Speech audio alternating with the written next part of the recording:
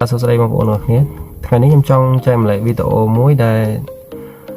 យើងអាចចូលទៅ unfriend account Facebook មួយចំនួនដែលគាត់អត់សូវសកម្មជាមួយយើងឬក៏គាត់អ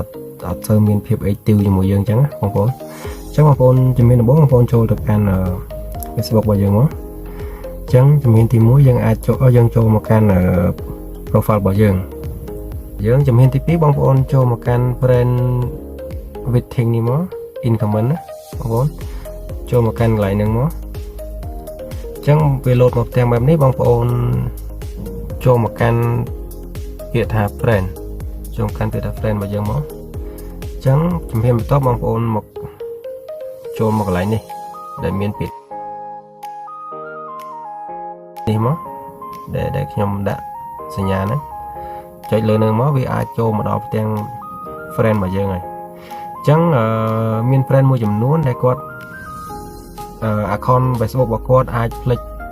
password អាច log ចូលប្រើលេងបានអីអញ្ចឹងវាអាចនឹងខូចអីចឹងអញ្ចឹងបងប្អូនអាច scroll មើលបាន friend មួយណាដែលយើងអាច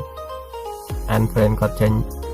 friend មួយណាដែលយើងអាចទុកបានយើងទុកទៅអញ្ចឹង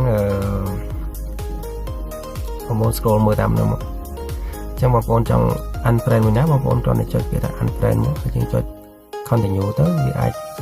វានឹងទៅអូតូហ្មងគឺក៏បងប្អូន select ទាំងអស់ក៏បានដែរ select ទាំងអស់មាននៅខាងលើនេះ select multiple អូខេមានតែប៉ុណ្ណឹងបងប្អូន